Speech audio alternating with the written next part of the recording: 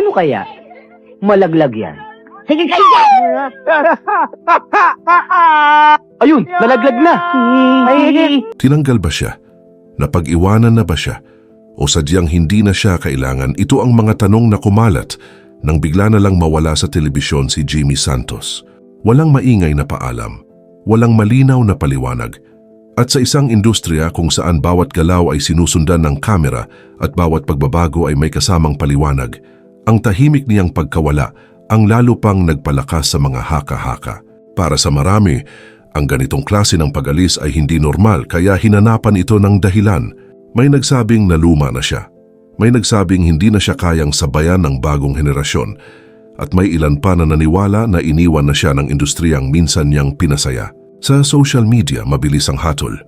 Hindi kailangan ng buong kwento. Isang video lang, isang larawan lang sapat na para makabuo ng konklusyon. At kadalasan, mas pinipili ng tao ang kwentong mas dramatic kaysa sa mas tahimik na katotohanan. At habang tumatagal, ang simpleng pagkawala ay nagiging isang kwento ng pagbagsak. Kahit wala namang malinaw na ebidensya na iyon nga ang nangyari. Pero kung babalikan mo ang buong kwento, doon mo maiintindihan na ang nangyari ay hindi simpleng pagkawala kundi isang mahabang proseso ng pagbabago, isang desisyon na hindi madaling gawin lalo na sa isang taong halos buong buhay ay ginugol sa harap ng kamera. Isang desisyon na hindi mo basta maiintindihan kung hindi mo alam kung saan siya nanggaling at kung gaano kalalim ang pinagdaanan niya bago makarating sa puntong iyon. Bago pa siya naging kilala, si Jimmy Santos ay lumaki sa Pateros bilang isa sa 11 magkakapatid. Ang kanyang ama ay isang barbero at ang kanyang ina ay isang may bahay. Hindi marangya ang kanilang buhay pero sapat para maitawid ang araw-araw. Sa ganitong kapaligiran, natutunan niya ang pagiging praktikal. Kung ano ang meron, iyon ang gagamitin. Natutunan niya ang pakikisama dahil sa dami ng magkakapatid, kailangan mong matutong makibagay. Pero bago po ang lahat, baka pwedeng palike muna ang video na ito. Isang simpleng click lang, pero malaking tulong yan sa aming mga content creators para makagawa pa ng mga kwentong gaya nito. Maraming salamat po. At natutunan niya ang pagiging responsable dahil walang puwang ang pagiging pabaya sa ganitong sitwasyon. Hindi siya lumaki na iniisip ang kasikatan. Ang malinaw sa kanya noon ay ang ideya na kailangan mong magsikap kung gusto mong magkaroon ng direksyon ng buhay mo. At doon niya nakita ang basketball bilang unang malinaw na landas. Habang nag-aaral, naging seryoso siya sa paglalaro hanggang sa maging bahagi siya ng JRU Heavy Bombers at noong 1972 ay naging NCAA champion sila. Isang achievement na nagpatunay na may kakayahan siya.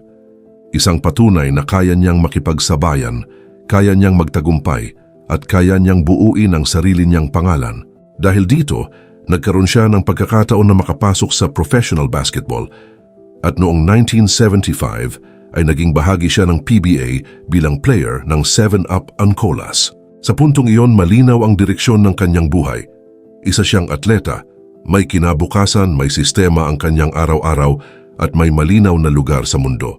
Pero hindi laging naaayon sa plano ang buhay dahil isang injury ang nagbago ng lahat. Hindi ito dramatic sa panlabas na itsura, pero sapat para tuluyang matapos ang kanyang basketball career. At doon siya napilitang magsimula ulit. Doon siya napunta sa showbiz. Hindi ito planado, hindi ito pangarap, pero ito ang naging susunod na hakbang. Sa simula, maliit lang ang roles niya, extra, supporting, minsan halos hindi napapansin. Pero may isang bagay na hindi kayang itago, ang natural niyang kakayahang magpatawa. Ayaw daw sa iyo. Wala akong magagawa. Baka kung ano pa gawin sa iyo. Hindi, nangingilala lang to sa akin. Gusto mo ako? Di ba? Ayaw daw. Di ba? Gusto mo ako, di ba? Anak.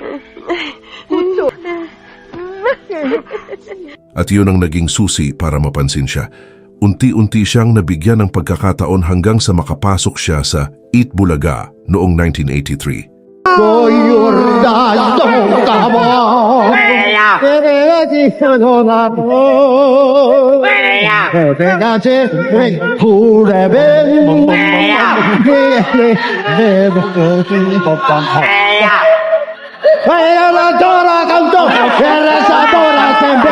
At doon na nagsimula ang isang yugto na halos buong buhay niya ay doon iikot. Hindi lang ito trabaho, naging routine, naging sistema, naging bahagi ng kanyang pagkatao. Sa loob ng halos 4 na dekada, naging bahagi siya ng programa. Hindi siya palaging nasa gitna pero siya yung palaging nandyan.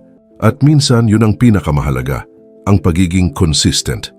Sa isang industriya na mabilis magpalit ng mukha, ang manatili ng ganito katagal ay hindi simpleng bagay kundi patunay ng disiplina, tiyaga at kakayahang makisabay sa pagbabago ng panahon. Sa loob ng panahong iyon, hindi lang trabaho ang nakuha niya kundi isang pamilya, lalo na kina Vic Soto at Joey De Leon. Hindi siya lumipat.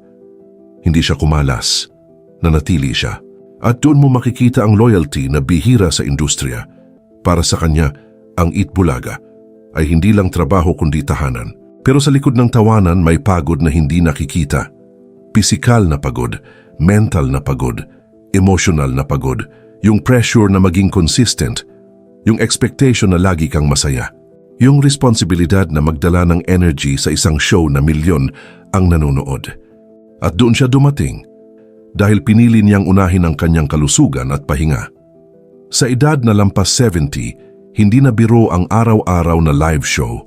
Maagang gising, walang pahinga at tuloy-tuloy na pressure.